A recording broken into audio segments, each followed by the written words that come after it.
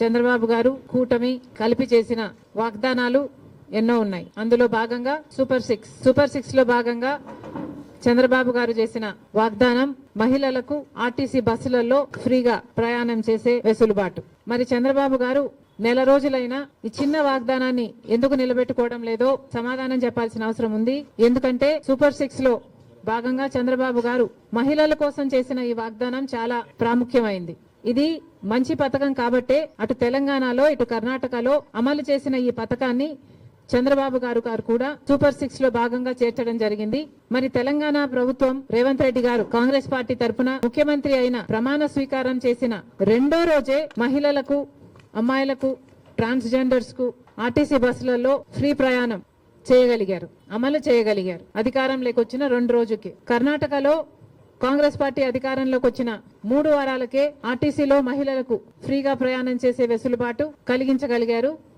అక్కడ వాగ్దానం నిలబెట్టుకోవడానికి కూడా వాళ్ళకి ఎక్కువ సమయం పట్టలేదు.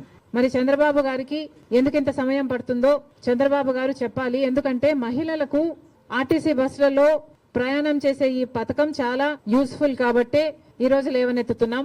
మహిళలు అన్న వాళ్ళు మన జనాభాలో సగం, హాఫ్ ద పాపులేషన్ కి డైరెక్ట్ గా వర్తించే పథకం ఈ పథకం. మహిళలకి రక్షణ కల్పించే పథకం కూడా. ఎందుకంటే మహిళలు ఒక చోటు నుంచి ఇంకో చోటికి వెళ్ళాలి అంటే ఆర్టీసీ బస్సులో అయితే సేఫే కాకుండా ఈ పథకం ద్వారా ఫ్రీగా అయితే మహిళలు ఎక్కువ ఆర్టీసీ బస్సులలోనే ప్రయాణం చేసే అవకాశము వీలు ఉంటుంది. కాబట్టి వాళ్ళ పాపులేషన్ ఆర్టీసీ బస్సులో ఎక్కువ అయితే, సే ఫర్ ఎగ్జాంపుల్ ముందు భాగంలో మొత్తం మహిళలకని రిజర్వేషన్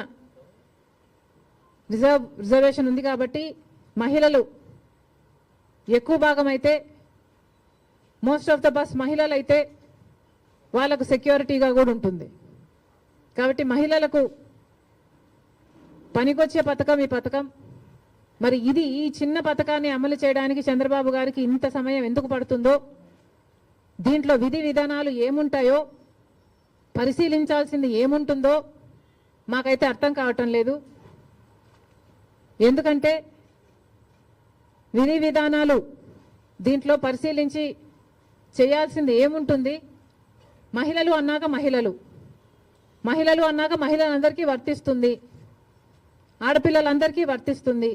మరి దీంట్లో విధులు విధానాలు ఏముంటాయి? బస్సులోకి ఎక్కుతారు, వాళ్ళకు ఫ్రీగా ప్రయాణం చేసే వెసులుబాటు కలిగించాలి. ఇది ఇంత సింపుల్ పథకం కాబట్టే రేవంత్ రెడ్డి గారు రెండో రోజే దీన్ని అమలు చేయగలిగారు. ఏ పథకమైనా అమలు చేయడానికి చిత్తశుద్ధి ఉండాలి. రాజశేఖర రెడ్డి గారికి ఆ చిత్తశుద్ధి ఉంది కాబట్టే రాజశేఖర రెడ్డి గారు ఉచిత విద్యుత్తు అంత తొందరగా మొదటి సంతకంలోనే వాగ్దానం చేశారు. కాబట్టి విధి విధానాలు ఏమీ ఆలోచించకుండా మేనిఫెస్టోలో పెట్టిన అంశం కాబట్టి వెంటనే అమలు చేయడం కూడా జరిగింది. మరి అలాంటప్పుడు మహిళలకు ఇంతగా పనికొచ్చే ఈ పథకాన్ని చంద్రబాబు గారు ఇంత సమయం ఎందుకు పడుతుందో సమాధానం చెప్పాలి. ఇవే కాకుండా చంద్రబాబు గారి సూపర్ 6లో మిగతా పథకాలకు కూడా చంద్రబాబు గారు వెంటనే అమలు చేయాలని డిమాండ్ చేస్తున్నాం. నిన్న చంద్రబాబు గారు ఇచ్చిన జియో ప్రకారము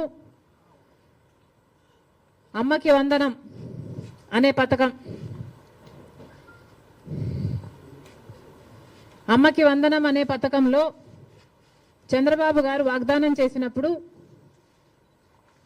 ప్రతి తల్లికి ఎంతమంది బిడ్డలుంటే అంతమంది, ఒకరుంటే 15,000 వస్తుంది, ఇద్దరుంటే 30,000 వస్తుంది, ముగ్గురుంటే 45,000 వస్తుంది, నలుగురుంటే ఏకంగా 60,000 వస్తుంది అని చంద్రబాబు గారు ఊదరగొట్టి మరీ క్యాంపెయిన్ చేశారు.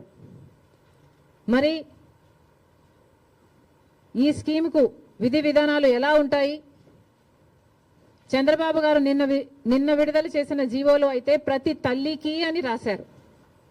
అంటే ఈ పథకం ప్రతి తల్లికి 15,000నా లేకపోతే ప్రతి బిడ్డకు 15,000నా? చాలా కన్ఫ్యూజింగ్ గా ఉంది. ఈ సాక్షి పత్రిక అయితే ప్రతి తల్లికి 15,000 మాత్రమే, అంటే ఒక్కరికే ఇస్తారు, తల్లికి ఇస్తారు, ఒక బిడ్డకు చొప్పునే ఇస్తారు, మిగతా వాళ్ళకందరికీ ఎగనామం పెడతారు అని సాక్షి రాయడం జరిగింది. మరి చంద్రబాబు గారు దీనికి క్లారిటీ ఇవ్వాలి. ఈ పథకం వర్తిస్తున్నది ప్రతి తల్లికి 15,000 లేకపోతే ప్రతి బిడ్డకు 15,000. చంద్రబాబు గారు వాగ్దానం చేసినట్టు ప్రతి బిడ్డకు 15,000 ఇవ్వాలని, ఆ లెక్కన 4 బిడ్డలుంటే 60,000 ఇవ్వాలని మేము డిమాండ్ చేస్తున్నాం. ఇంకో మారు సాక్షిని నడుపుతున్న జగన్మోహన్ రెడ్డి గారు కూడా సమాధానం చెప్పాలి. ఇలాగే జగన్మోహన్ రెడ్డి గారు కూడా అమ్మఒడి అనే పథకం ఆయన ముఖ్యమంత్రి కాకముందు అమ్మఒడి పథకం కింద మేము ప్రతి బిడ్డకు 15,000 ఇస్తాము అని ఆ రోజు వాగ్దానం చేశారు. తర్వాత ముఖ్యమంత్రి అయ్యారు జగన్మోహన్ రెడ్డి గారు. ప్రతి బిడ్డకు 15,000 ఇవ్వలేదు, ఒక్క బిడ్డకు మాత్రమే. అంటే ప్రతి తల్లికి 15,000 అన్నట్టుగానే జగన్మోహన్ రెడ్డి గారు కూడా వ్యవహరించారు. మరి జగన్మోహన్ రెడ్డి గారికి ఆ వాగ్దానం గుర్తులేదేమో ఈరోజు చంద్రబాబు గారు గురించి రాస్తున్నారు. జగన్మోహన్ రెడ్డి గారు కూడా ఇదే వాగ్దానాన్ని ఇచ్చి మాట తప్పడం జరిగింది.